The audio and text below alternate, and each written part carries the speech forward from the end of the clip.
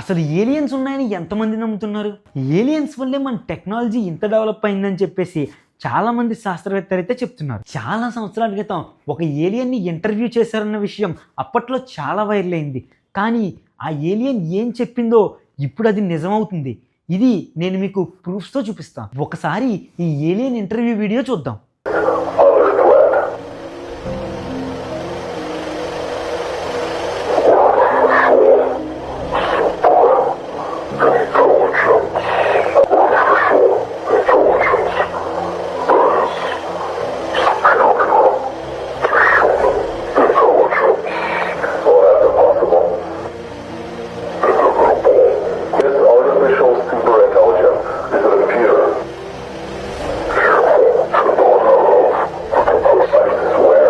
ఈ వీడియో నేను చూసి దగ్గర 10 సంవత్సరాల పైనే అయ్యింది.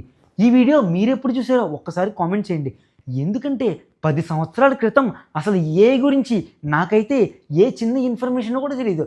అసలు ఏఐ ఇంకా అప్పుడప్పుడే చిన్నగా డెవలప్ అవుతుంది.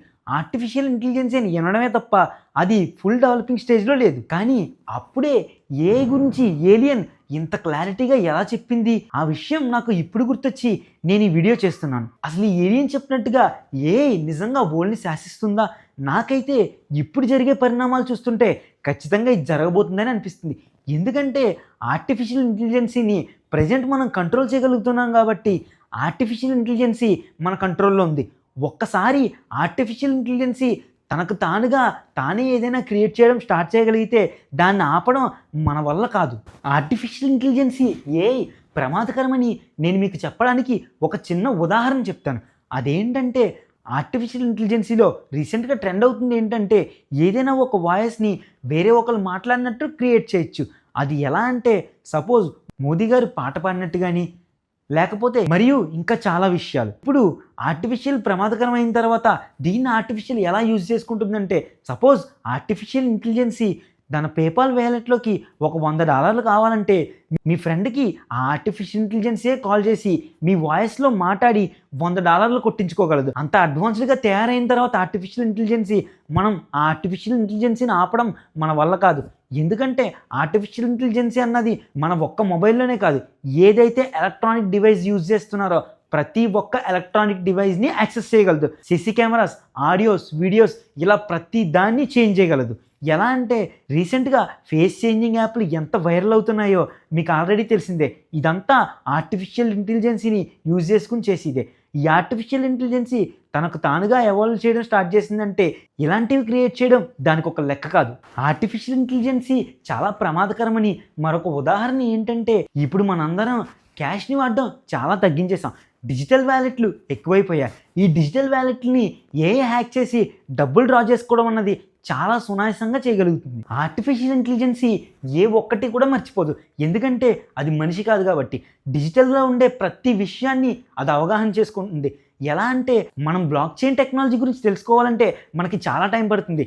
కానీ వితిన్ సెకండ్స్లోనే అది బ్లాక్ చైన్ టెక్నాలజీ గురించి తెలుసుకుని దాన్ని హ్యాక్ చేయగలదు. అంటే ఏ అయితే మన డిజిటల్ వ్యాలెట్స్ ఉన్నాయో ఆ డిజిటల్ వ్యాలెట్స్కి అస్సలు సేఫ్టీ లేదనమాట. అంతేకాకుండా మనం ఫ్యూచర్లో ఏ అయితే ఈ సోషల్ మీడియా యాప్స్ వాడుతున్నామో ఈ సోషల్ మీడియా యాప్స్ అన్నీ బ్యాన్ అయిపోతాయి. ఎందుకంటే ఆర్టిఫిషియల్ ఇంటెలిజెన్సీ ఈ సోషల్ మీడియా యాప్లోకి వచ్చి మీ ఫోటోల్ని వేరొక వీడియోలతో కూడా కంబైన్ చేసి మిమ్మల్ని బ్లాక్మెయిల్ చేయగలదు. ఫ్యూచర్లో ఆర్టిఫిషియల్ ఇంటెలిజెన్సీ ఎంత ప్రమాదకరమో ప్రజెంట్ ఉండే సిచ్యువేషన్లో కూడా ఆర్టిఫిషియల్ ఇంటెలిజెన్సీ అంతే ప్రమాదకరం. దీనికి ఇప్పుడు నేను ఒక చిన్న ఉదాహరణ చెప్తాను. సపోజ్ ఇప్పుడు నేను మన ప్రపంచం మొత్తాన్ని అంతం చేయాలంటే ఆర్టిఫిషియల్ ఇంటెలిజెన్సీ యూజ్ చేసుకుని ఏదైతే న్యూక్లియర్ వెపన్ ఉందో దాన్ని కూడా యాక్సెస్ చేయవచ్చు.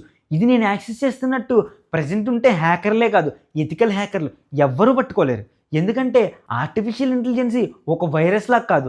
అంతేకాకుండా army, air force, navy, doctors ప్రతి ఒక్క ఎలక్ట్రానిక్ డివైస్ని ఏ ద్వారా హ్యాక్ చేయొచ్చు. దీంతోపాటు ఈ ప్రపంచంలో ఎన్ని మొబైల్స్ అయితే ఉన్నాయో అన్ని మొబైల్స్ని కూడా ఏ ద్వారా హ్యాక్ చేయొచ్చు. హ్యాక్ అంటే ఏదో పెద్ద విషయం అనుకుంటారు కానీ మీ మొబైల్లోకి వచ్చి పక్కన వాళ్ళ కాంటాక్ట్ ఒక్కటి దొంగతనం చేసినా దాన్ని హ్యాక్ అని అంటారు. సో ఇవన్నీ చెప్తుంటే ఏ ఇంత ప్రమాదకరం అని అనుకుంటున్నారు కదా. కానీ ఇక్కడ మనం గమనించాల్సిన విషయం ఏంటంటే ఏ గురించి మనకి ఇప్పుడు తెలిసింది కాబట్టి మనం నమ్ముతున్నాం. కానీ ఆ ఏలియన్ చెప్పినప్పుడు మనం ఎందుకు నమ్మలేదు? ఎందుకంటే అప్పుడు మనకి ఏ గురించి తెలియదు కాబట్టి. కానీ ఇప్పుడు అసలైన విషయానికి వస్తే అసలు ఆ ఏలియన్ ఏ గురించి ఇంత కరెక్ట్గా ఎలా చెప్పింది, ఇంత కరెక్ట్గా చెప్పింది కాబట్టి ఆ ఏలియన్ వీడియో నిజమని నేను నమ్ముతున్నాను. సో మీరేమనుకుంటున్నారో కామెంట్స్లో తెలియచేయండి. అంతేకాకుండా ఏలియన్స్ ఉన్నాయని నమ్మేవారు ఖచ్చితంగా ఈ వీడియోని లైక్ చేయండి. ఈ వీడియో మీకు ఇంట్రెస్టింగ్గా అనిపిస్తే ఈ వీడియో మీ ఫ్రెండ్స్కి కూడా షేర్ చేయండి. మరియు మన ఛానల్ని సబ్స్క్రైబ్ చేయడం మట్టుకు మర్చిపోకండి.